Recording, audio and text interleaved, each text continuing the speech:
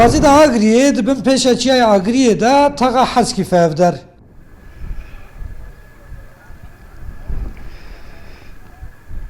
Ev jina ku mal bi mal digere, roja heştê adarê ya jinên ketkar li jinên taxê pîroz dike û guhên xwe dide şêniyên taxê jî mixtara taxê Mesmegul xanim e.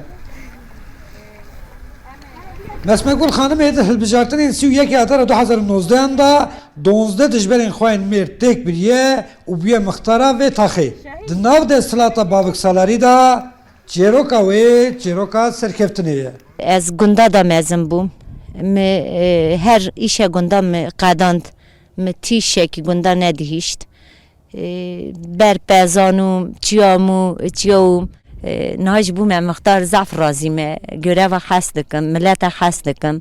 Dönema ez bû me adayê me adaya xwedanî gelek mêra digo eva jineke ye aîle me rê derxe qarşî me qişqirtmişke. Ama gotin ana ne û tam tersine na hene malbat didin hêrî lev dixin sorun ana çêdin ez geleka rijdime yardımcı.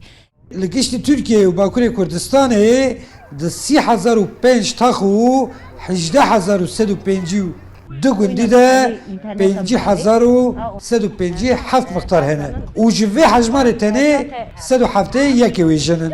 İdi bes yani yönetime mêre em hes nakin, em hes dikin em jingê tevayî ek bin.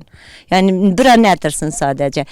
Parlament olsun, mixtarî olsun ez dixwazim peymorne yani. Tevê hemû zehmetliyên jinbûnê mixtara taxê Mesmegul xanimê bandorak êrênî li ser nişteciyên taxê hîştiye û şêniyên taxê jî ji mixtara xwe gelek razî ne.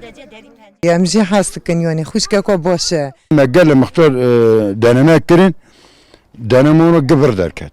Gibos derketin. Evo zine diye üç xaçî nîne, sadık e. Baş e, temiz e. Yani her istikametine yeri.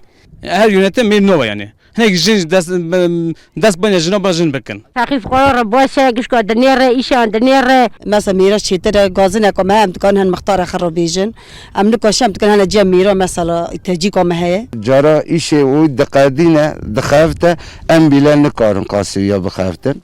Li Tirkiye bi hejmara 47 mixtarê jin navçeya Çankaya'ya Enqerê di rêza yekem, navçeya Konaka İzmirê bi 23 mixtarên jin di rêza duyem, navçeya Yeni Mahalleya Enqerê jî bi 23 mixtarên jin di rêza sêyem de ye. Li bajarên wek Muş, Riha, Betlis û Sinopê jî ne li gundan ne ji li taxan mixtarê jin nîne. Abdülselam ikinci Rudav Bazit Agiri